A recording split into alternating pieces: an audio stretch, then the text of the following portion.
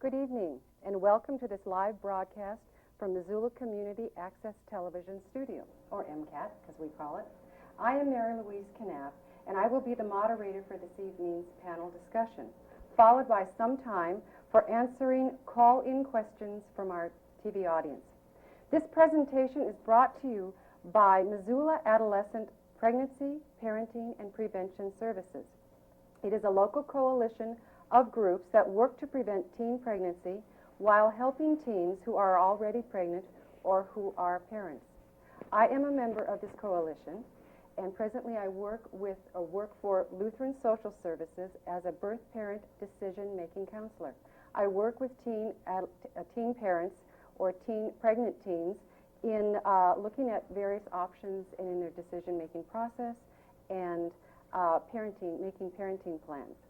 This panel discussion tonight is part of an ongoing community dialogue in conjunction with the National Traveling Photo Audio exhibit entitled Children of Children, which is presently being shown at Southgate Mall this entire week.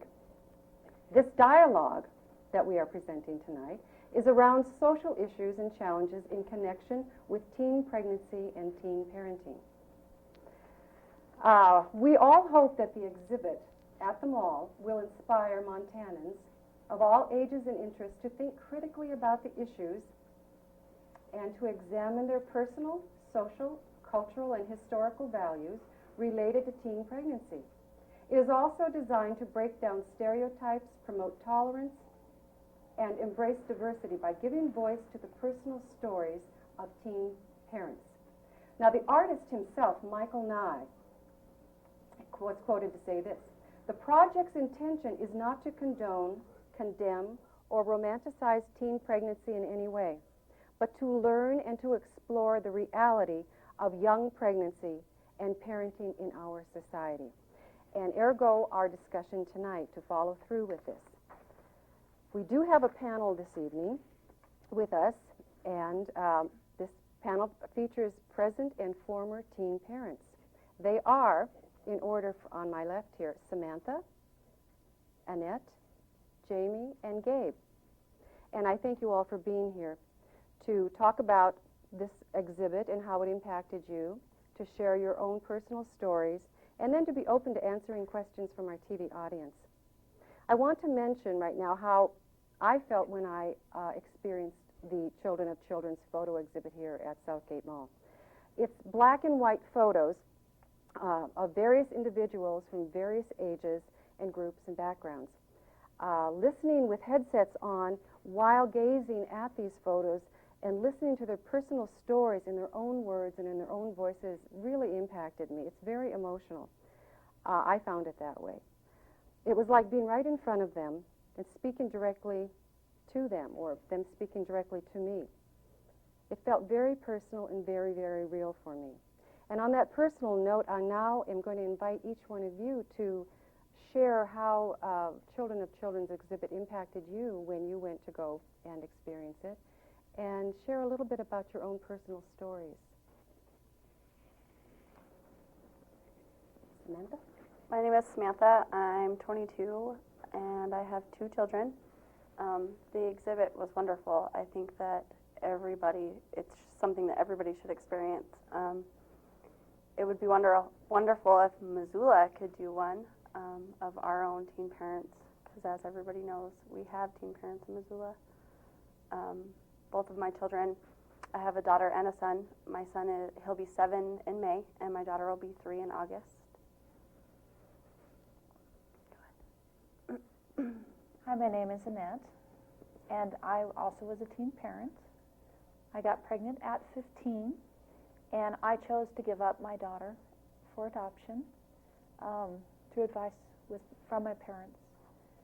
We came from an upper middle class, and they decided that I couldn't, as a teen parent, give her what I had and what she needed. I'm in contact with her, and she actually lives here in Missoula, and I have 3 other children. One is 15. He's a boy and a handful, and an 8-year-old daughter and a 4-year-old daughter. The picture that most impacted me, that made me want to cry, was a grandmother holding a baby, a doll, and her granddaughter. And the grandmother had been sexually assaulted at the age of 5 through 8, and later on got pregnant. And her daughter handed over the grandchild when she was 2 weeks old, and she raised her, and she was also a pregnant teen. And that touched me because I was also sexually assaulted when I was 8, and I think that has a lot to do with teen pregnancy, that there's not services available for teens who have been in those circumstances. Hi, my name is Jamie. I'm 19 years old, and I have a daughter named Jordan that's 3. I got pregnant when I was 15, and I had her when I was 16. I stayed with her dad until last year, February last year. We got married when I was 17. He's currently living in Sacramento, and he doesn't help out or nothing. I really enjoyed the exhibit because I could relate to some of the some of the stories that they had. I really enjoyed it because I could hear their voices, and I could go inside their lives by hearing their voices and understand their situations. And I'm currently living at Mountain Home.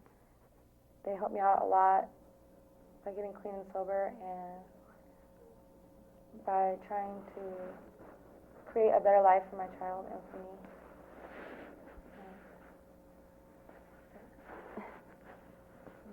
And Gabe? Well, my name is Gabe. I'm 20 years old, and sorry. My son is 2 years old now, and I was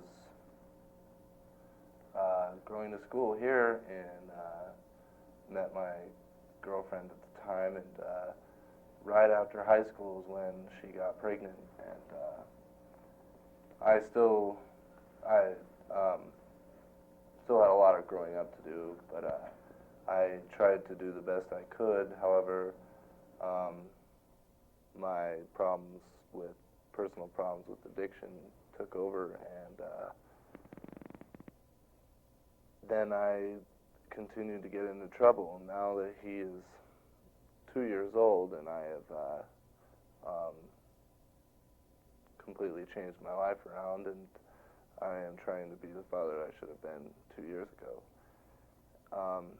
Now I have a second child on the way, and I am prepared mentally in a way that makes me feel like that's the way it should be. And when I saw the exhibit at the mall, and I listened to the different people telling their stories, it just kind of helped to realize that it's something that you're not alone.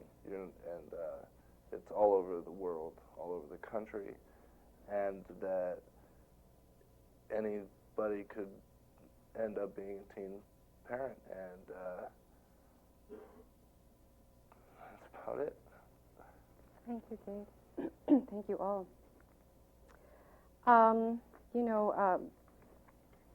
Some of what you've just said, I think both of you, Jamie and Gabe, alluded to chemical use in your adolescence. And I do have a sheet here that lists a number of statistics that are connected with teen pregnancy and teen parenting. I'm sure you've heard them all and everything, and it is connected to chemical use and chemical abuse, and also sexual molestation, sexual abuse. It's very connected. I thought I would just read some of these statistics here, and maybe we could, just visit about that too, since you just brought them up, and I just thought this is very poignant too, and I think it's an issue that I think we as a society need to look at and look at means of addressing and preventing before it happens, before the teen pregnancy, before the teen parenting. And then I want to get into your experiences in teen parenting or with you, Annette, in your decision-making process and what that was like to make an adoption plan. It says here that the United States has the highest teen pregnancy rate in the industrialized world. 4 in 10 young women become pregnant at least once before they reach the age of 20. Teen birth rate has declined slowly but steadily from 1991 to 2000 with an overall decline of 22% for those aged 15 to 19. Let's see. 1 out of every 3 girls has sex by the age of 16.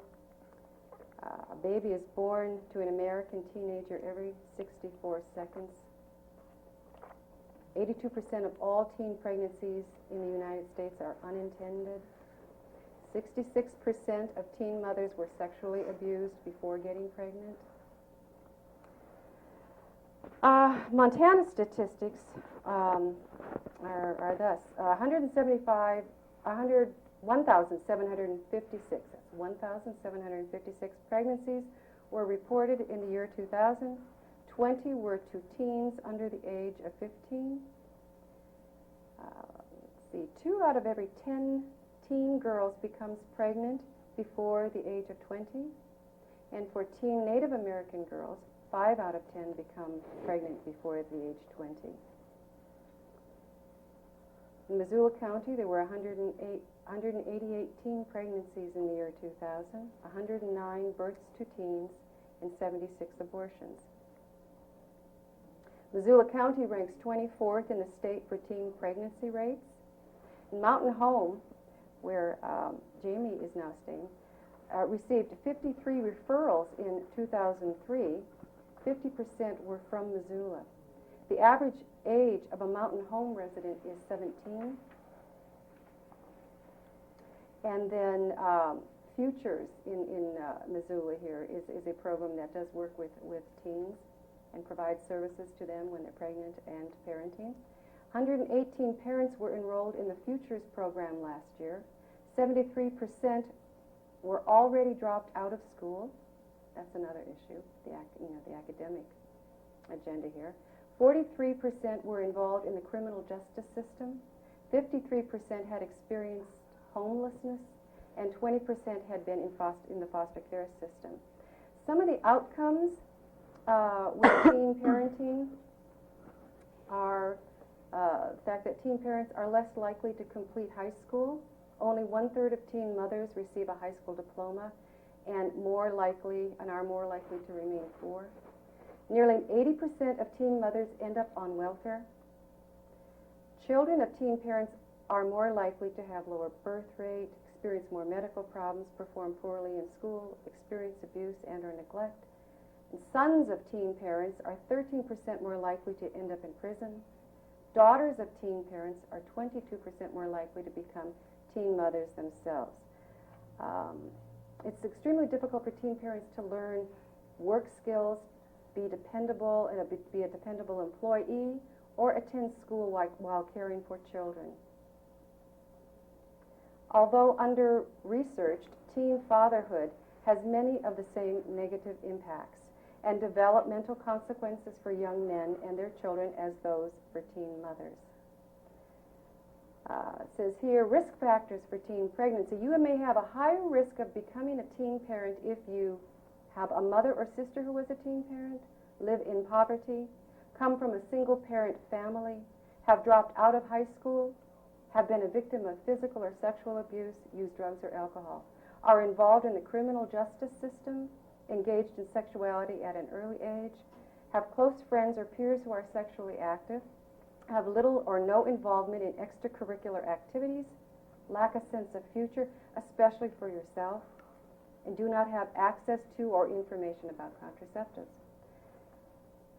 These are just some statistics that are out there. Now that doesn't go for any individual case, but I'm wondering what your thoughts are on those statistics. They can be pretty frightening.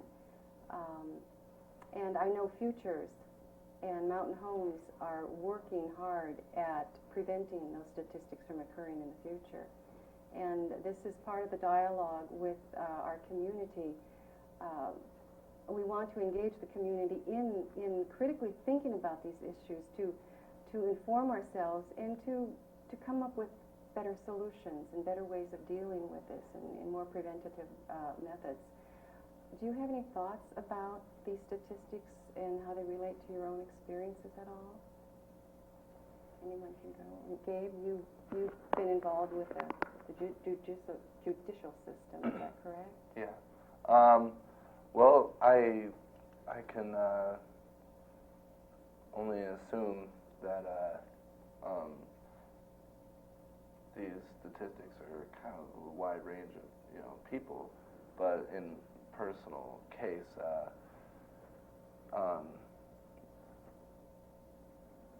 sometimes when you're young and having sex with people, and it kind of goes along with some of the other things like using drugs and drinking.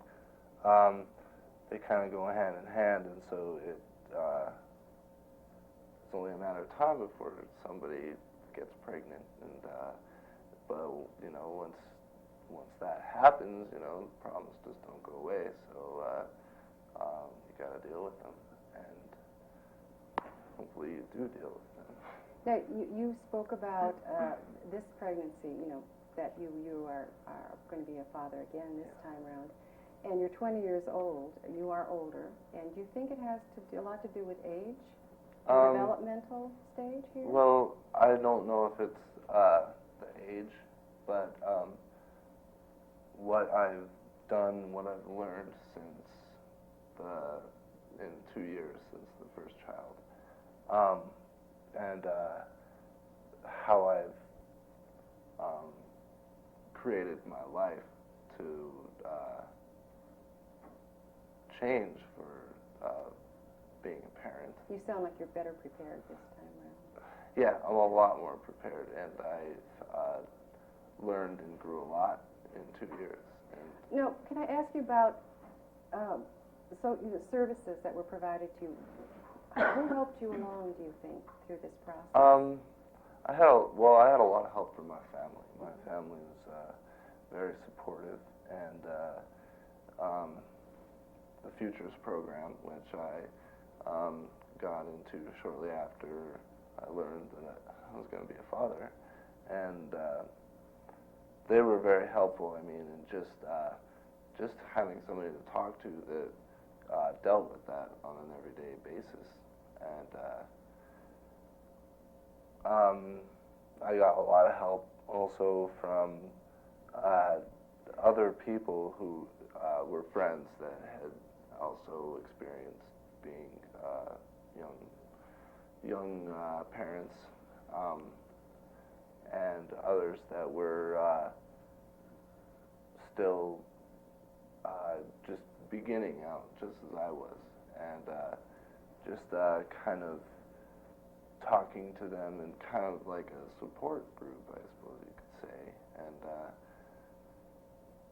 all of that just was very beneficial, and I think that there should be more of those types of services, and more readily available to anybody that needs it. Thank you. I feel what Go Gabe ahead. said about drinking and alcohol, it plays a lot in young people having sex, but I don't think that trying to make drugs and alcohol harder for you is what's going to help. I think that education is what's going to help the situation as far as teen pregnancy goes. Telling us we can't drink or we can't do drugs or things like that, it's not going to prevent us from having sex or getting pregnant. Education is the only thing that's going to stop What that. type of education are you talking about here? Well, it's sex education, contraceptive education, because you can tell your children to be abstinent, you can tell them not to have sex, but they're going to do it whether you agree with it or not. And the more you tell them, no, don't do it, the more they're going to do it. And I think that people just need to open their eyes and realize that kind of stuff. Last night I was present at a panel discussion of professionals dealing with this issue in town at the Missoula Library. And one of the panel speakers was an educator at Sentinel High School, and she spoke up and believes that education on parenting also should start very, very young, the relationships, the responsibility, and I'm wondering if that would be very helpful, if that would be presented early on in a holistic way. Definitely. From my own experience, I don't know about you guys, but from my own experience, mostly my friends taught me about sex. My friends taught me about birth control. And they know as much as I do. I know that now. But before, it was my friends knew everything, you know? And I feel that if my parents had said, hey, look, you know, use a condom, that'll prevent you from having a baby. Or, you know, if you're going to have sex, let's get you on some birth control. You know, that kind of stuff would have helped rather than what my friends had to say. And I know there are those out there who have very strong values around abstinence only, too, and I do know that a lot promote that. And I'm thinking that that can be part of parenting training, too. And what are your thoughts on that, abstinence only? In my particular situation, I was already violated, so there wasn't really a reason not to. It was a case of I was never told it wasn't my fault. I was never told this is something someone did to you, not that I was, because it wasn't explained to me and it was just kind of brushed under the rug, I thought it was my fault. I was this bad little girl. I mean, at 8, how can you think of yourself as a bad little girl when your self-esteem is just starting to develop and bloom? So when somebody comes along and says, I love you, I want to be with you, you're wonderful, you're perfect, and you have this image of being this awful person that gives you such a sense of rightness, such a sense of worth, that you would do anything for them. And this whole thing of abstinence, if it's going to give you a sense of self-worth and a sense of being loved, you're not going to care. In my situation with my son, who's now 15, we talk about sex whenever the situation comes up. So I know that if he ever gets in a situation where he has questions or he decides that he's going to be sexually active, he can do it safely. He knows my values, but he is at an age now where he will make his own decision with very little input from me. So I want him to know this is what's available, this is what can happen, this is the way life is. And I explained to him my situation, and he is very good friends with the daughter I gave away. And he knows that I would prefer he wait. But I don't try to convince myself that he's going to wait just because I want him to. He's going to do it if he wants to. And if he does, he needs to know, this is what I need, this is how to get it. If he needs it, ask me. I would rather supply him with condoms than have to tell him how to get a job, how to support a child, how to get health insurance, how to balance school and work and raising a baby, how to take care of a child who has colic and do midterms and finals. I would rather supply it, but I'd rather do the education first. Sounds like you are taking a very proactive stance in educating and supporting your children and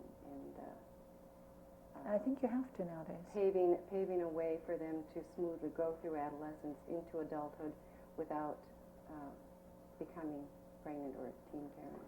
And abstinence is wonderful. If everybody could be abstinent until they got married, that would be great. But as we all know, this isn't a perfect world. And that's only going to happen in a perfect world. And I mean, I feel that you should teach your children abstinence and suggest abstinence to be the way that they go. But if they don't, they also need to know how to get contraceptive and how to have safe sex so they don't end up with HIV or sexually transmitted infections.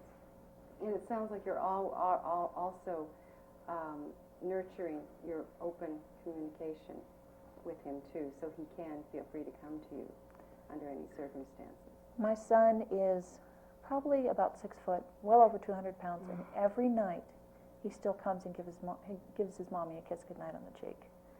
He's very much a mommy's boy because there is open communication between us.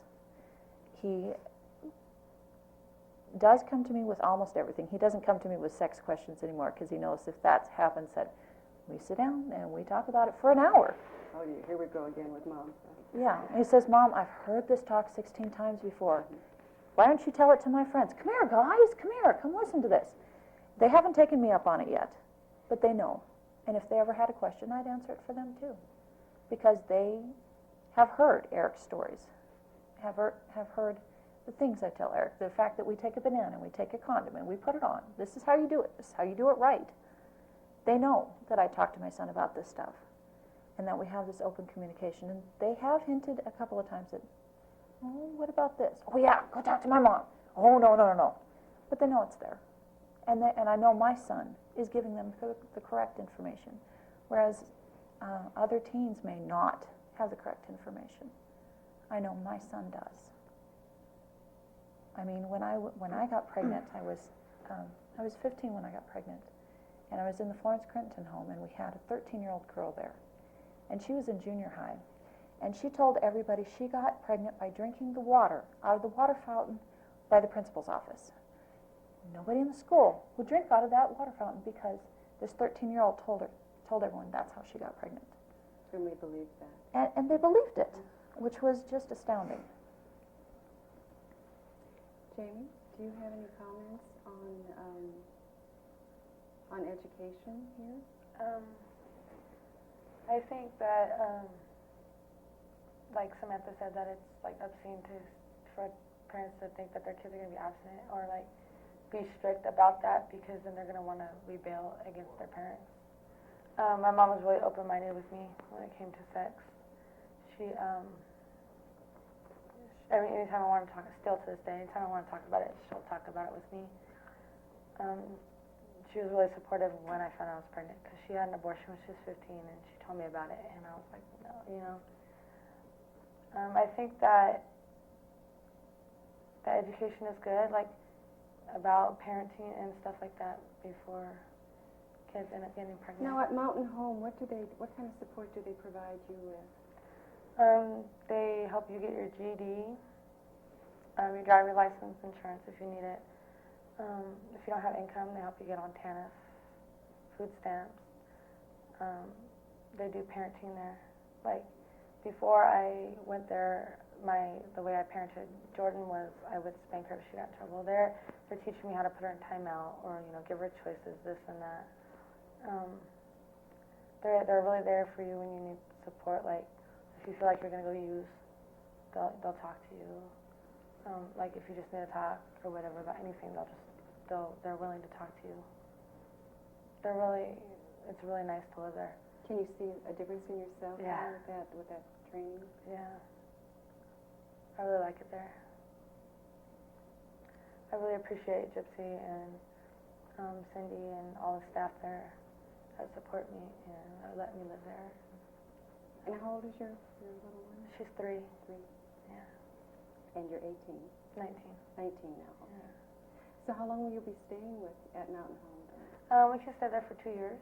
Okay. They help you get on housing like Section 8, Missoula Housing Authority too. So hopefully whenever that comes up, or when I could get my GED and get a job, because I plan on going to college to be an RN. Okay. And that's a long haul, isn't it? That's going to be a long Yeah. journey.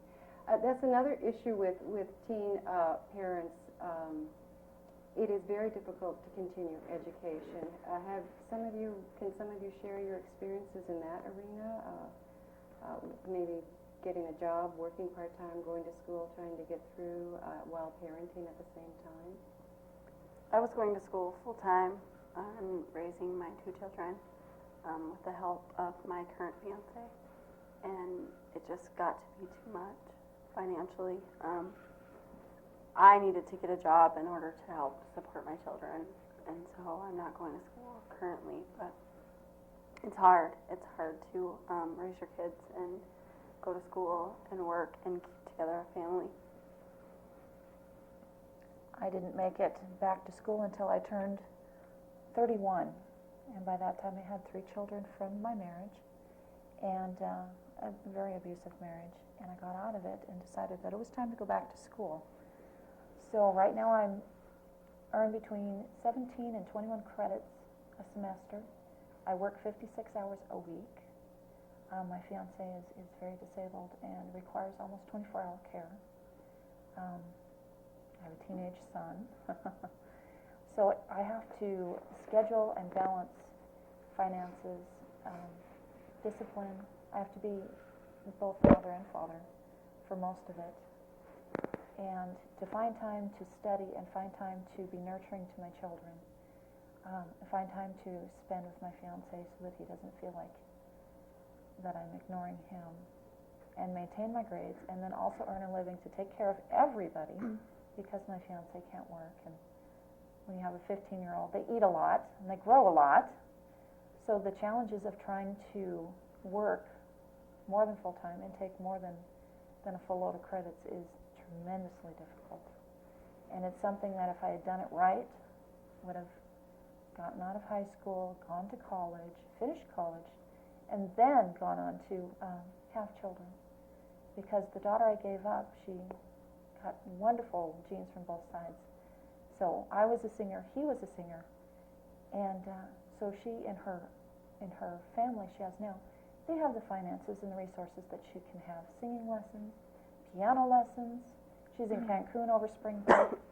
That's the difference between her life that she has and the life she could have had with me. And right now I'm in school, it's spring break, and I'm moving apartments.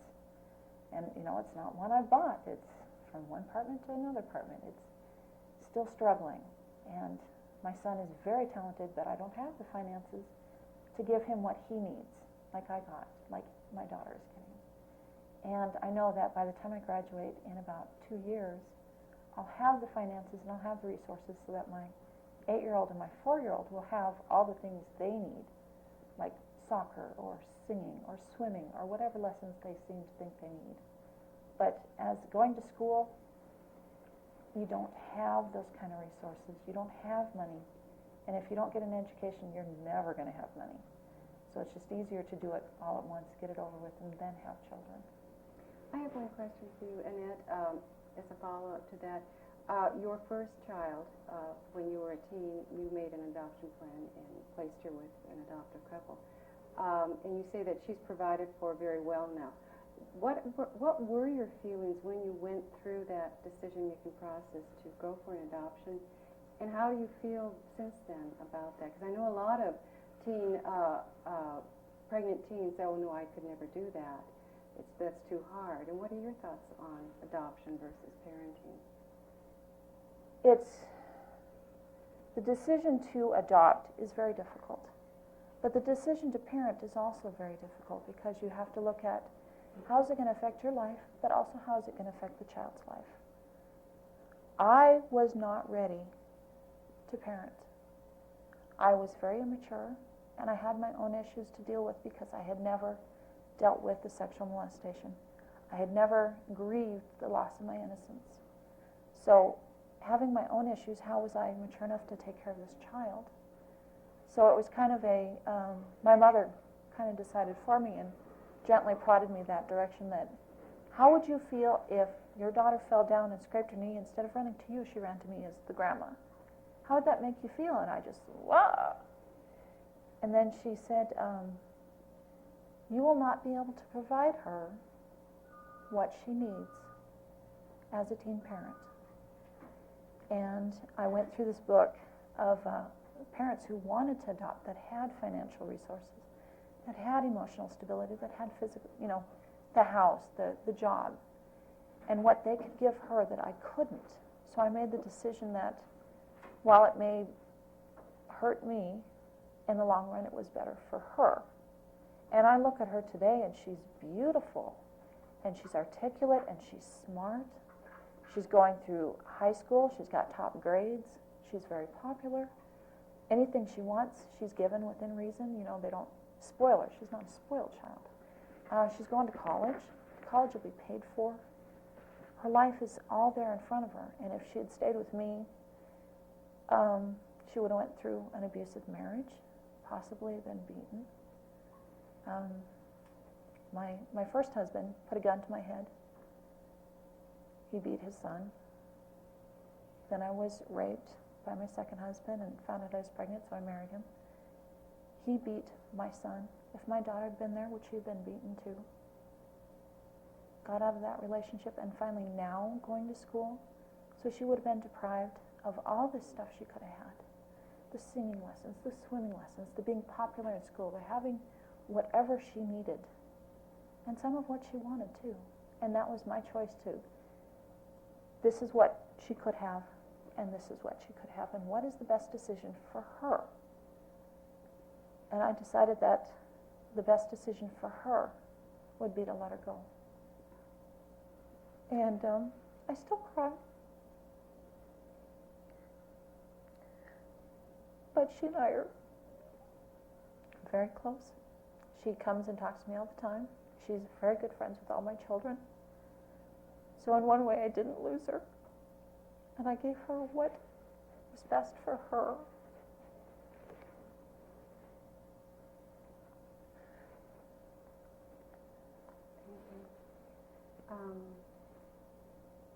And hopefully, when you graduate from college, you can make the financial gains and provide that for your family now, too.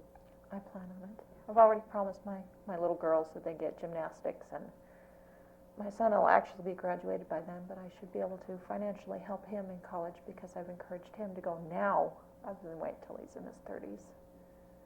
So that's my goal. My long-term goal is to encourage my kids to do what I didn't do.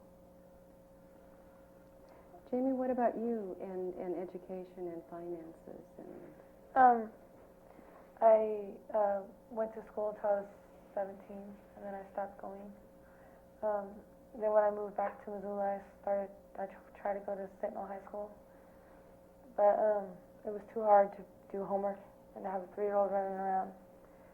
So then I got enrolled at Dickinson, and I'm getting my GED there. Then I'm planning to take my GED by the 28th of this month, of April. So hopefully I'll get it then, and then by fall I'll start classes for being an RN. Financially, I'm on TANF. It isn't that much, but at Mountain Home they expect you to get a GED before you can work, or doing both at the same time. And I think it's a little too hard, so I just get TANF and food stamps from them. That's how. So how are you going to be getting through college and obtaining your RN financially, do you think? They have different agencies that can help you pay, and you can ask for grants and stuff, they told me. And Mountain Homes will help you hook up with Yeah. those? Okay. And Futures will And help you. Futures? Yeah. Okay. And Gabe, you financially, how are you handling it now? Well, it's a very long, hard battle.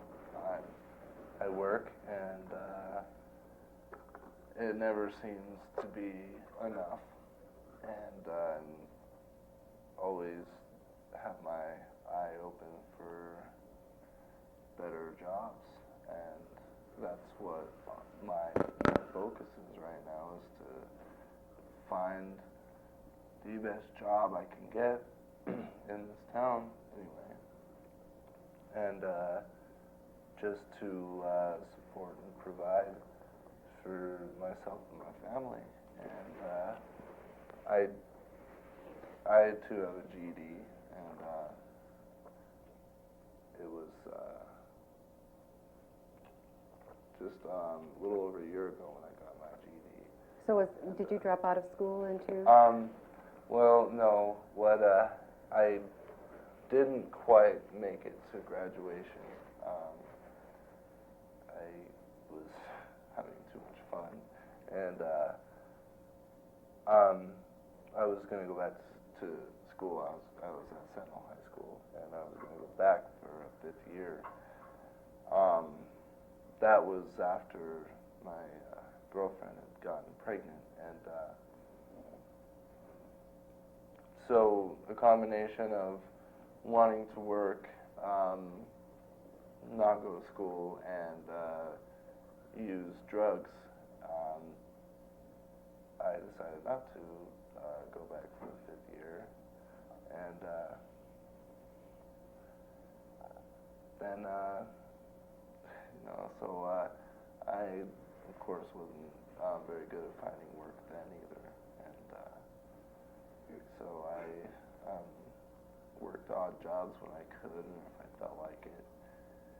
But now I have a okay job. It's decent, but it's just not quite good enough. And I would love to go to school. I have big plans, but at the moment I need to make money, Mhm. and that's the most important one right now. Right, because you have another one coming along now, too. Okay.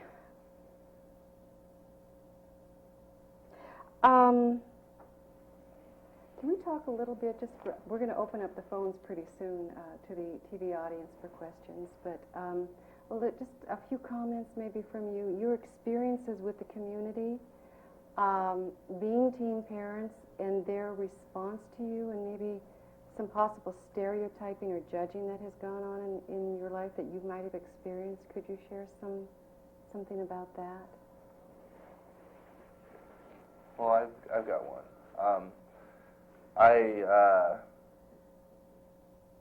Not any much anymore, but at first I was getting a lot of stereotype for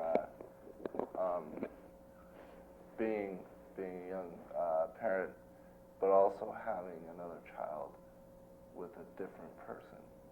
And so being young and having 2 children with 2 different mothers is a very typical stereotype about the kind of person that you are.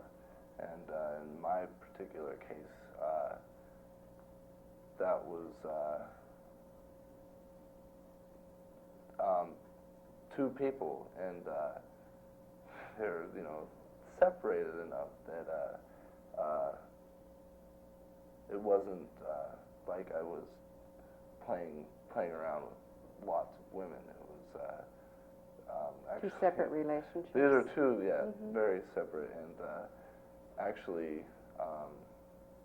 there hasn't been that many, and so I get a lot of strange looks when I talk to people and they find out that I've got one son and another son coming, and they realize that I'm still fairly young, and it's a lot of the kind of stuff that you would see on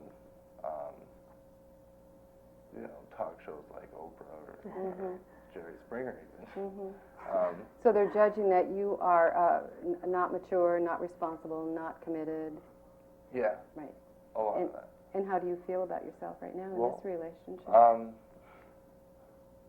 I feel very immature, and sometimes anyway, and I feel I'm really responsible and I'm very committed, because there's a lot of things that I would like to just do for myself, and sometimes I just think it could be easier just to kind of disappear, like unfortunately so many people do in a situation. And a lot of fathers do that. Yes, Just but, sort of drop off the face of the earth. But I helped to bring somebody into the world, and I love him very much, and I love my other soon-to-be son very much, and I just can't do that because I don't want neither one of my kids to grow up to be in prison. I want them to have a good life, a good childhood, and You're right, because if you look at the statistics, that's a risk. that is a risk, and it's very easy to just ignore the problem, but then again, you got to look at it as a problem. Me being very optimistic, I'm just, this is the way my life turned out, and so that's, I just have to do it the way it should be done. Any more comments on stereotyping or judgments? When I was pregnant, I went to CMR in Great Falls, and I gave up my daughter, and I was sent to the Florence Crittenton home, and they mainstreamed me into one of the Helena schools. And when I was at CMR, they ostracized me very much, and I was made a target. In Helena, I was almost romanticized because I was one of the first teens they had mainstreamed. So in math class, my stomach would be here, and then it'd roll this way, and then it would roll this way, and people would come and, oh, can I touch that? Wow. And they'd watch me instead of the professors, kind of like, oh, that's just really cool. And I don't know if that was necessarily a good thing, that they thought this was so wonderful to be pregnant. And what these ladies haven't yet realized, I would imagine, is as a single parent in today's society, there's an image of a single mom as a welfare mom, that all they do is sit around all day and watch soap operas and eat bonbons. And I'd like to... Doesn't sound like you do that, though. No, And you've never done that? I've never watched soap operas, and I'm not really sure what bonbons are. But I challenge anybody to work my schedule. I mean, go to work for 56 hours a week to support people in my family. Take school 4 times. I get straight A's. I have no time for me. I certainly don't have time to sit down and watch Days of Our Lives or General Hospital. I don't even know if those are still on. I don't have time for that. Bonbons might be nice, but you know, that's something that you'd have to go out and pay for, and I'm not sure if they're covered by food stamps, and quite frankly, I'm not on food stamps. But I'm still this single mother, so they have this image, and then they sit there and they judge you like women on welfare. There's a higher standard for them. You know, you have these, if anybody else goes to the grocery store and they buy whatever, they glance in your cart. But if you whip out that food stamps, boy, they're just like, oh, well, she's got candy. Should she be buying candy on food stamps? Well, she has fresh strawberries. I can't afford fresh strawberries. I'm paying for her to have fresh strawberries. And it's very, very critical and very judgmental, as in we single parents aren't deserving of what we get. Like we haven't earned it, or that, you know, we're somewhat less than everybody else. And I would like to say, you know, even though we're single women, we are contributing, and we're making something of our life. We're not just sitting around eating bonbons and watching soap operas. There's more to us than the stereotype. There's more to us than saying, oh, they're just sleeping around. No, we're going to school. We're earning A's. We've got a job. Our children are doing wonderfully. It's more than that stereotype. I agree. The whole grocery store thing is the worst place to go, I think. As soon as you whip out those food stamps, people are like, oh, young mom, and she's paying with food stamps. And it's whatever. I'm not very nice in the grocery store when people say things like that. So, Do they actually make comments? Oh, yeah. Actually, I was standing in line at a grocery store one day, and the lady not the lady in front of me, but the lady in front of her paid for her groceries with WIC. And the lady, she finished and signed her check and walked out, and the lady before me and the teller proceeded to talk about how women live off WIC and live off food stamps and what a nightmare it is. And before they started talking, they probably should have looked at my groceries because I was paying with WIC too. And I just stood there and listened to what they had to say. And when that lady walked away, I handed the lady at the counter my WIC checks, and she was just like, could not believe Did she apologize? what had happened. No, she didn't say anything. She acted like it didn't even happen. And I went and got the manager and was like, look, this is the situation. And no, that's not okay. And I mean, they proceeded, not only did they talk about WIC, but welfare and food stamps. And both of the ladies were older women, and the one lady said that It was hard enough for her to get on Social Security. Why should young women get to live off welfare when she can't even get Social Security? And it was like, okay, you know. But yeah, it's horrible. Like, I get a lot of comments that I get, especially I had my son when I was 15, and so a lot of comments that I get are, oh, you're babysitting, how cute. And I'm like, no, these are my children. They're jumping to conclusions, Yeah. aren't they?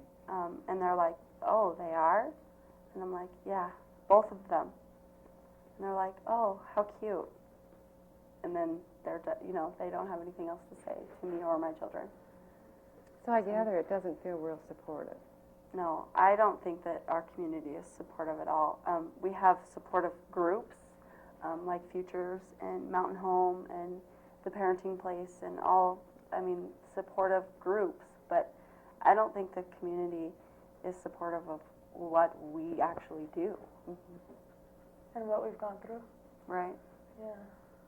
I don't really know that much about Missoula. I just moved here recently, so.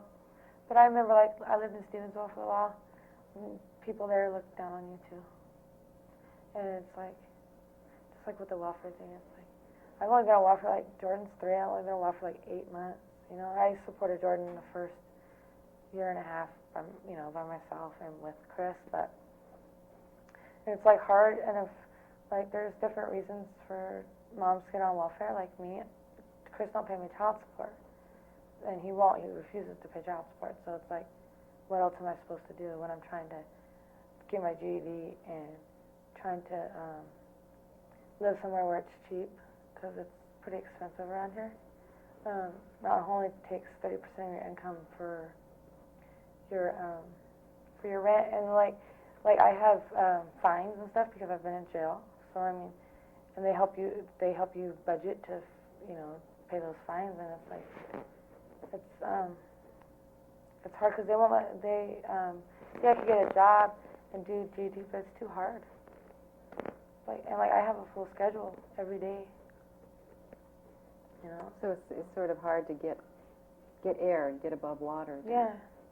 And Futures in Montana, our Mountain Homes is there to help you then get there. Yeah, they do good work, good services. Well, it looks like it's about time to open the phone lines to any questions that our viewers may have.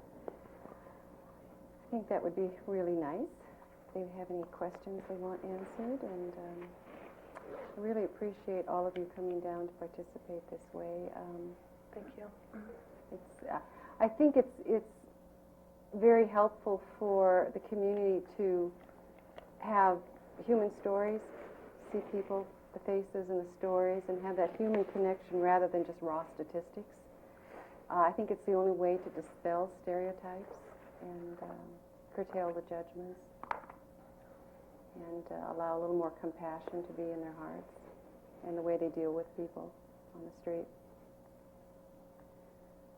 So I think they're probably putting the phone numbers up on the screen at this point. If you had your way, what type of, if you could change the social system here in this community, what type of support would you like more of in the community, whether it's education, financial, training, schooling, housing? What kind of support do you think is lacking in our community that would really help teen parents along? Cheap, affordable, and reliable daycare. Yeah. Yeah. My copay for my children went from $10 to $81 in 1 month. $10 to $81. Yes, because I increased my hours at work so I could possibly, catch up. Not get ahead, catch up. So you were penalized. So I was penalized, yes.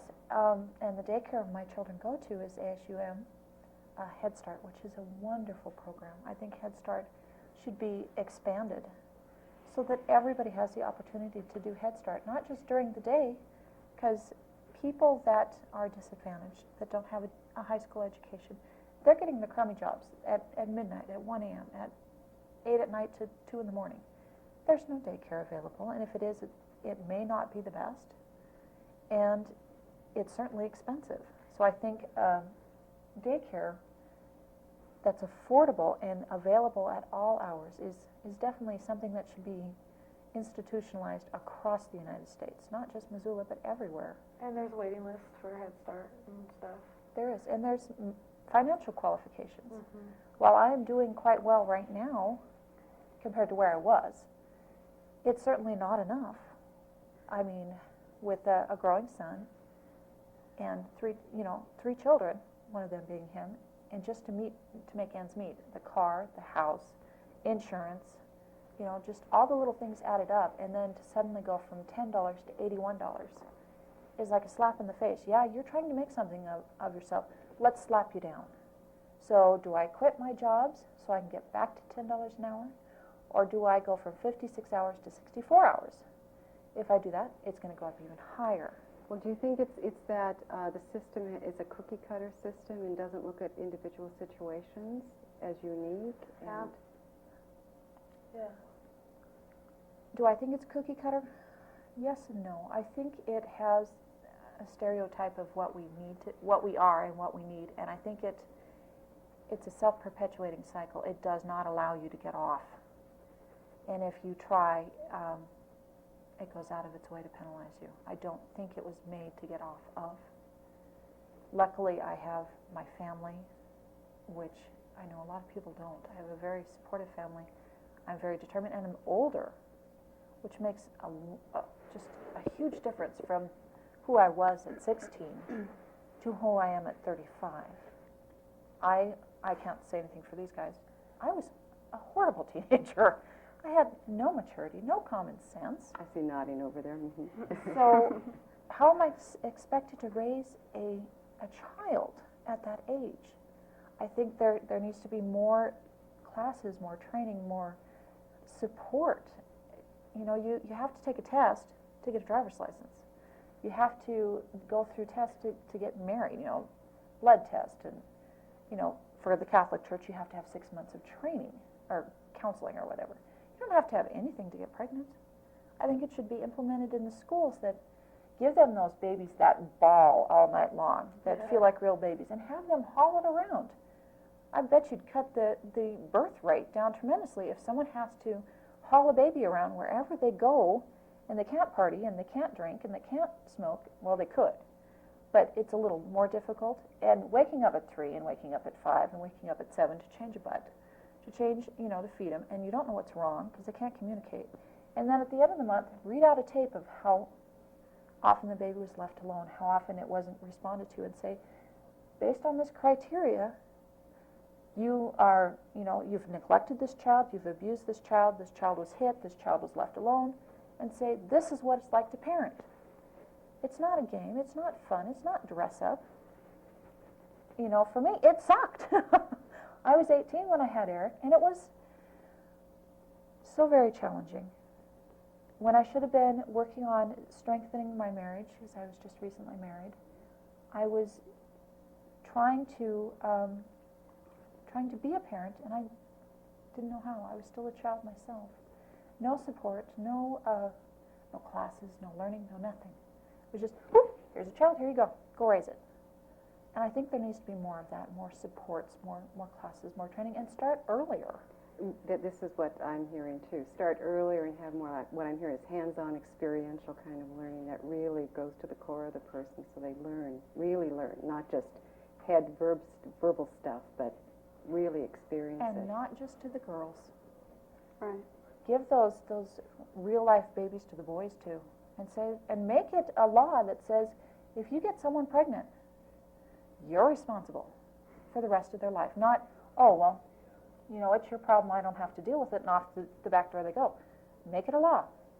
You participated, you're responsible, you're going to pay for it too. Well, and child support is there on the books, but I think we all know, or maybe you all have some experience, that not all birth fathers, teen parents, teen fathers, stay put and participate in that. And even if they're not teen parents, they can still get away with not paying it. Right. If they change jobs or And change a things. lot of these issues we're talking about is not necessarily teen issues. It's not really age specific. It's across the board too. It's even into the adult years. A lot of these social struggles here that the teens are dealing with it. But it appears that teens, because of the maturity level that Gabe so readily addressed earlier, I think there's a double whammy here for them. It's such a challenge to be all of a sudden grown up, adult, totally responsible, get on with life here, and work on a marriage if you do marry in your teens too. It's difficult. It's easy for the guy to walk away, I think. In both of my experiences, it has been that way anyway. So what do you think about the fathers who stay and I hang think in it's there? wonderful. It's awesome. The guy that I'm with currently is actually raising both of my children as his own. And I couldn't ask for more. My son's father went to prison when I found out I was pregnant. I was probably 3 months pregnant, and he went to prison. I was 15 years old. He was 18 years old. And he actually just got out, I'd say about 6 months ago. And him and my son are starting to build a relationship. When he got out, I had issues about still caring for him and had to explore that. I decided that it wasn't what I wanted. He's still treated me like I was 15, and I'm not far from it.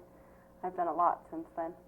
And it wasn't a situation that I could be in.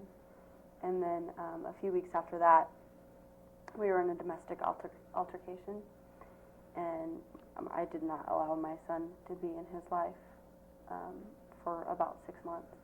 And so just recently, he's received a visitation, and my son goes out there every other week. And actually, right now, he's at his grandparents' house. My son is for spring break, and his dad goes out there during the day and sees him. And it's great, and I hope that, he does do his part, but he's not working. He filed with child support enforcement for an economic hardship because for whatever reason he can't find a job. But that's not an excuse for me. What if I were to file for an economic hardship because for whatever reason I couldn't find a job? My children would just starve then. Mm-hmm. So I don't really understand the whole situation. I don't think that it's fair to my children, regardless of what I need the money for, paying his bills, buying him clothes, sending him to hockey and soccer and baseball and all the things he wants to do. That's not really my point. My son needs the money for whatever things he chooses to do with it, and I don't think that the economic hardship should be available to them. So, and then my daughter's biological father, that was a really bad domestic relationship. He actually physically beat me up 3 times before I said, that's enough, I can't do this anymore. And he has nothing to do with her, and that's the way that I want it. Michael, the guy that I'm with right now, that is her dad. It will always be her dad, and that's the way it is.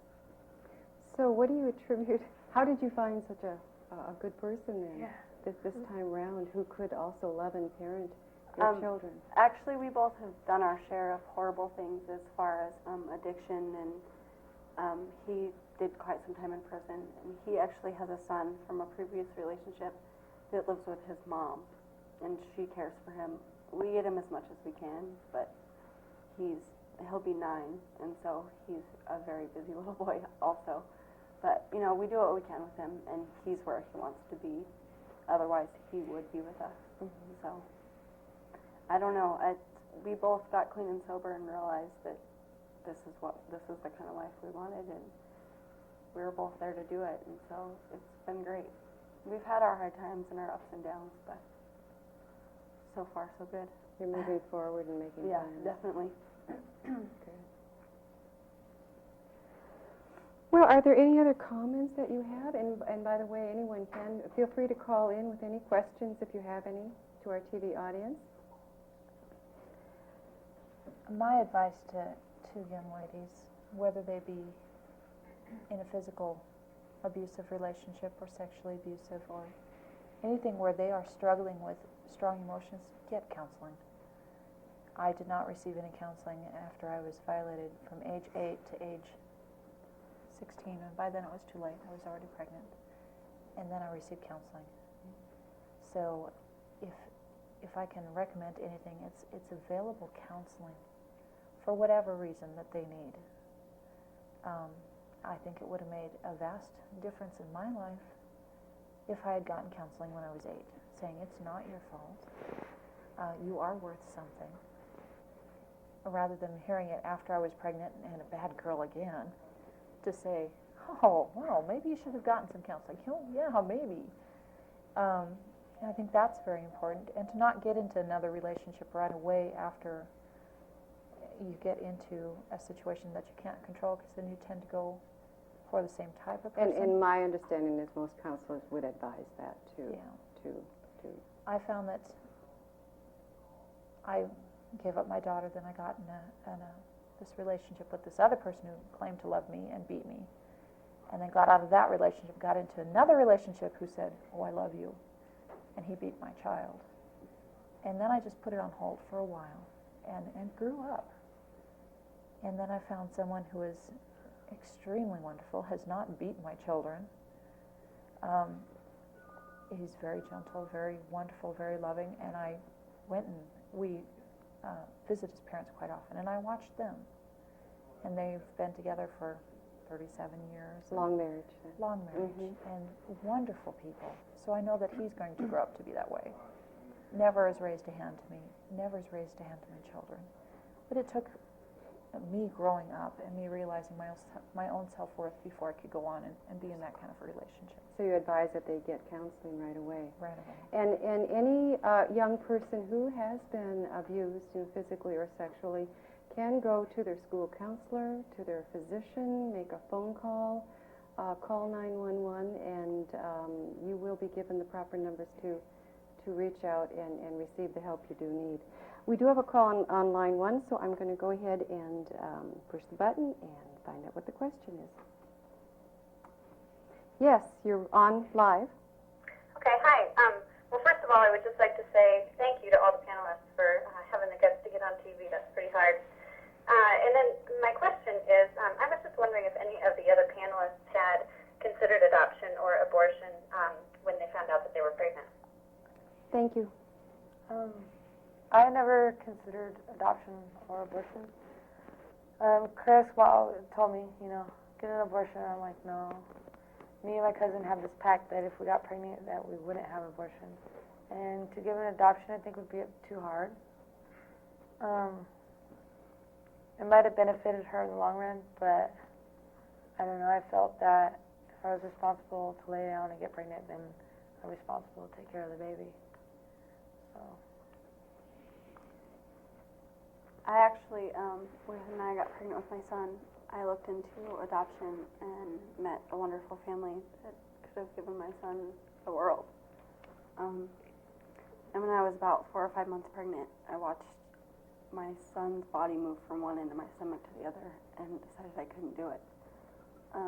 I also looked into abortion in both cases, and it just wasn't the thing for me. I feel that it's your choice, and if that's what you decide to do, then, that's great, but it just wasn't something I could do. Gabe, did your partner, the mother of your first child, ever consider either? Well, she never did consider abortion. I will tell you, the thought did cross my mind, but I knew that she or I would ever really want that. And I also believe that that's a choice that each person has to make themselves, but it's not a choice either of us we're going to make. Adoption was something that we talked about briefly, but in both cases we actually had a talk about adoption, and also abortion in both cases we knew would never be the solution. But it was was considered briefly about the adoption, but at least for me, it would be something that, I mean, it could go, it could be that if you have a family adopt your child, it could be great. They could be in a really good place, a really loving family. But then, you just don't know. It could go very bad. But then the other is it's a responsibility thing. And once, and even for me, once you can see the baby, and it took me a while before I was ever able to feel the baby inside the stomach, but once you can feel it, it's there, and you pretty much fall in love right there, and so you don't want to lose that, and that's for a father or a mother, I think. Another comment, Annette? I made the choice to do it. While I don't regret giving up my daughter for adoption, I do cry over it still. It was very difficult. You feel that loss? Oh, yeah. The only thing that makes it better is we have contact all the time, and she still calls me her mother. But I certainly don't replace the mother who gave her everything in life. And Karen has been very good to her. Abortion was never considered with her, although I can see if you're desperate and you don't know where else to go or anywhere else to turn, I can see where that would be an attractive alternative. I certainly don't agree with abortion as a form of birth control. I think if you're going to decide to play around, that you should have the child and make the decision to either give the child up or to raise the child. I don't think it should be, oh, while I'm pregnant, let's just get rid of it. I don't think that should be I don't think it should be used as a form of birth control, but I do think a woman should have a choice, although I don't necessarily agree with it. So I'm hearing you say that developing a coherent, responsible parenting plan for this child is key, whether it be adoption or parenting yourself. Right. When I work with pregnant teens and they come into my office, a vast majority of them, when I do decision-making counseling and we look at all the options, a vast majority do decide to parent, either during pregnancy or as Gabe said, as the pregnancy goes on, there's a bonding and you fall in love. And on occasion, shortly after birth, when that bonding does occur, and we definitely do encourage the mother to bond with her baby, even if she is making an adoption plan. Yes, there's loss. They go through the grief and loss. And nowadays, most options are very open, so they can maintain contact. And it is difficult, and yet for many women, it is a very loving parenting plan in their choice. But a vast majority do decide to parent. It's the few who make that adoption plan. I think if it wasn't for my parents strongly pushing me to give up the child and then the commitment I made to the adoptive parents, that I probably would have kept her, just because the feelings are so strong. But because I had my parents pushing and I had them anticipating and waiting and saying, we want this child, we will love this child, then it felt an obligation, and it was the right choice for me. But it definitely, if it wasn't for my parents pushing, and if it wasn't for John and Karen, I wouldn't have done it. Now, when you say pushing, you weren't coerced into it. No, it was more of a, you know what the right decision is. Going over all the issues. Yeah, it was very much listing out the positives and the negatives, and you know that you can't take care of this child, and you know this is what you want to do with your life, and you know you can't do it with a child, and just kind of laying it out like this is what your life's going to be if you stay in this situation. One thing I encounter with parents of pregnant teens also in this decision-making process, I find that family members and friends, in particular family members, parents, have very, very strong opinions of what the teen should do with this pregnancy. And have you experienced that? I mean, it's powerful emotions. And what I find is I can't predict where the mother's going to be, the father's going to be, the siblings. They could be all over the map, having very strong feelings about what that teen should do. And all those comments are coming directed at that teen. And most of the, well, all of the teens that I work with find it very helpful to sit down and be very calm and go over everything without that kind of emotional chaos being thrown at them.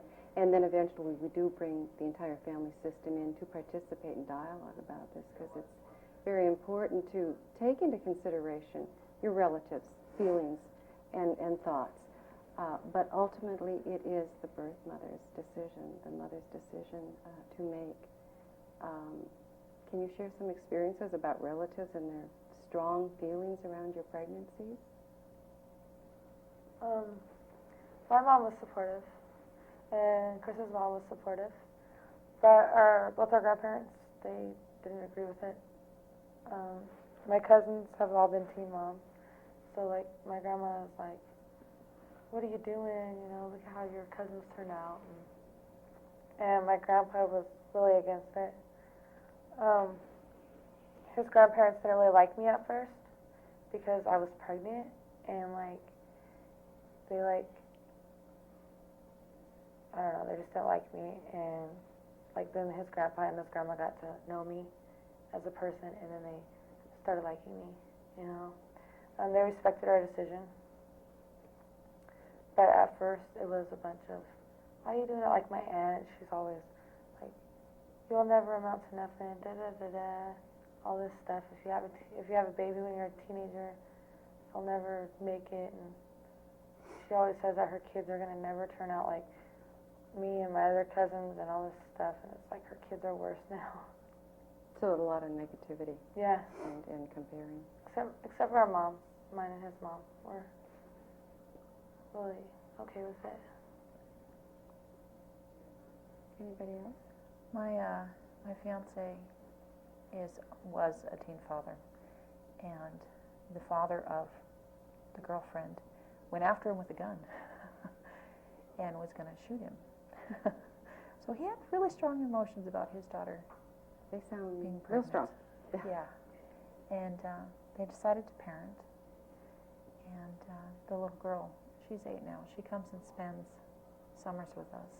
Very well adjusted, very nice little girl.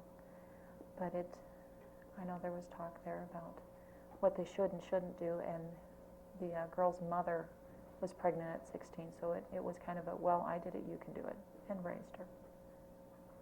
So that was kind of their history. At first, my family wasn't very supportive. They supported the fact of financially they would pay for me to have an abortion, or they would pay for me to give my child up for adoption, and, you know, this is what we'll pay for it. You can do it. We'll send you the money right now, you know, that kind of stuff. But in the end, they were okay with what I did and keeping my children. They love my children very much, and I think that if I had gone the other way, they would be as hurt today as I would be.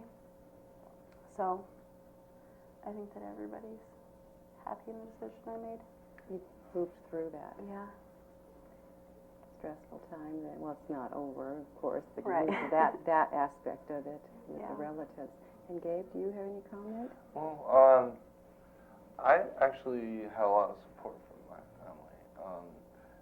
First, with my first son, when I first told my mom that she was going to be a grandmother, she was disappointed, but I think she knew already and gotten over it. And but she very quickly embraced the idea, and this time around, she is pretty excited, and because we've been over the whole initial thing, like, oh, you're so young, and all this stuff. And she has a lot of faith in me and my girlfriend, our ability. And so I think that for the most part, if they're not telling me anything, I think that I have a very supportive environment. Now, my girlfriend's family is also very supportive of both of us, and we are getting a lot of help from each side of both of our families. So Makes it a lot easier when you get that family support, yeah, doesn't it? well, The emotional, at least. everything. It's good to know that they're not looking down upon you for having sex, and even though it was an accident, they're not holding us as bad people for doing what we're doing. And I would like to hopefully have some numbers put up on the screen for you if there are any pregnant teens out there or young teen parents who are in need of support in the Missoula area. I think it would be very wise of you to call Futures, and they'll put the number up there, and as Gabe has attested to, they can give you a lot of support and help and assistance in this kind of journey that you're on. If there are any pregnant teens who are looking for some decision-making counseling, some support in looking at various options in that kind of work, please call Lutheran Social Services. They will put that number up on the screen also. Are there any other comments at all before we close out now about any message you have for pregnant teens out there right now? If you had one comment each to share with them, a piece of advice, what would you say? Yes, you've been blessed with something wonderful. Treat it special. Different perspective for me. Consider the child as well as yourself. If you know you're too immature to parent, give the child a chance and give yourself a chance in the long run. If you're mature enough to do it, wonderful. But if you're not, make the choice to let the child go. What I'd like to say is it's a hard road to do it. It's a struggle every day, and that's a big choice that you have to make. Just to be careful and make smart decisions and choices. Well, I would have to say that should make the right decisions, of course, but also to have your goals for you and your child, if you're having one in mind, and to work hard to attain them, and always make sure that you set your goals high, because even as a young parent, you can still do what you really want to do. So in other words, hang in there. Yeah. And stick to it. We have a phone call, one last, right before we close out, so I'll go ahead and see what the question is. You're on live. Yes, I have a question for the people on the panel about how people in society viewed you when they found out that you were getting pregnant and either made the choice or didn't make the choice to get married to the person that you were with and having the baby with. Thank you. So it's about marriage, getting pregnant and choice about marrying the person. I got pregnant when I was 15, and me and Chris decided to get married on our own. It wasn't enforced. Like, my family didn't think that we should get married. He was really abusive, so my family didn't want us to get married at all. But we did. We're still married, but we're separated. So it wasn't really enforced on my Did you feel pressured into? No. When we did get married, our relationship was good. And then after that, it started getting really bad. My parents and the father's parents got together and discussed whether or not they should force us to get married. And it was ultimately decided that since I was relinquishing my daughter, that they wouldn't make us marry, which is a good thing, because a week after I told him I was pregnant, he told me he was engaged to somebody else. I think we have to wrap up right now. So do you have any other quick comments? Okay. Well, I really appreciate your generosity, the entire panel, in sharing your time, your stories, your thoughts and feelings on the challenges related to teen pregnancy and teen parenting. And I thank the audience for tuning in and viewing and participating in this dialogue. I would like to see more of it ongoing. Thank you so much, and good evening.